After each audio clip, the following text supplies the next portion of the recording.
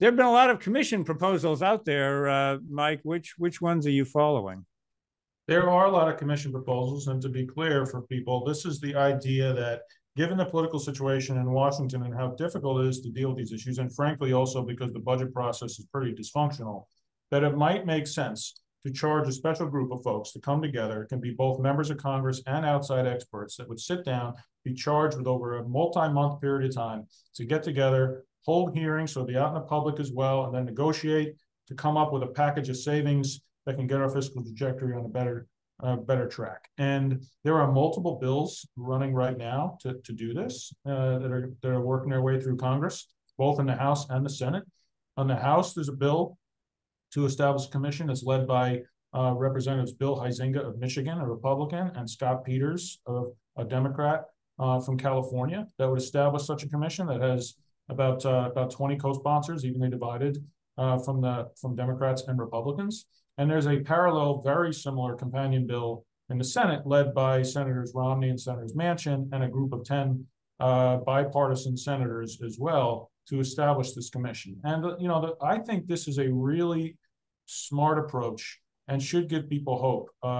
And it's possible that we could have this included in the upcoming budget deadlines that are near upon us here as well. And one of the reasons I actually think it's a very, very smart approach is that these commissions are set up actually to report not soon. It's going to be reporting around after the election.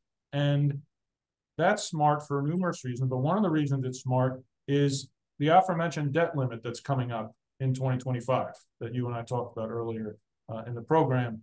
Wouldn't it be nice if instead of waiting to the last minute to raise the debt limit, if there was a group that came out with a sensible package of savings that people can take a look at, see, and be required to vote on well in advance of that next debt limit spectacle?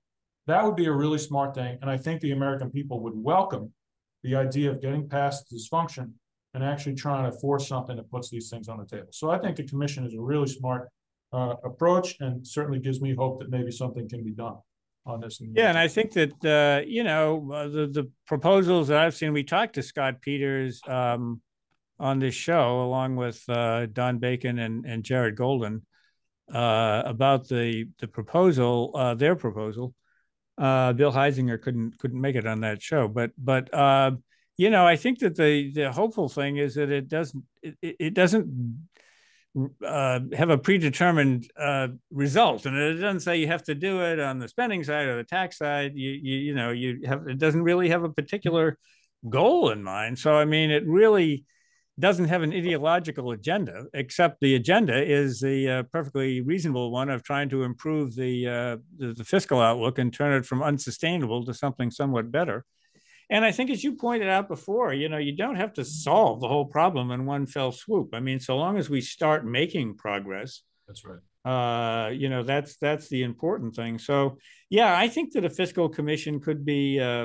It frankly seems to be the only thing that might break the gridlock that you have between the parties right now. So long as everybody's willing to look at it in good faith and put all options on the table. And the other point, I think you probably agree with this, is whatever they come up with, if they agree to something, it should be given an up or down vote on the House and Senate floor, because there's no point putting people to all that work and just to have report to Congress, and it's just like nothing but a study plan. That's exactly right, Bob. I'll say one quick thing on that is that the commission in principle is a good idea. The details matter, and the details that matter on how this commission works are it has to be truly bipartisan. So you better have this set up with an equal number of Democrats and Republicans, right? So there's complete buy-in. It matters who will ultimately be appointed to the commission, so they act in good faith to actually get a solution done. And then the one you just mentioned is these commission bills that I cited, they have procedures in place that they will, if the commission reports out recommendations and legislation, which requires a certain amount of them to support it as a majority of support them, that it does get a guaranteed vote expedited in the House and the Senate, so they can't be stopped. They will have to vote on it, right? So that's really important.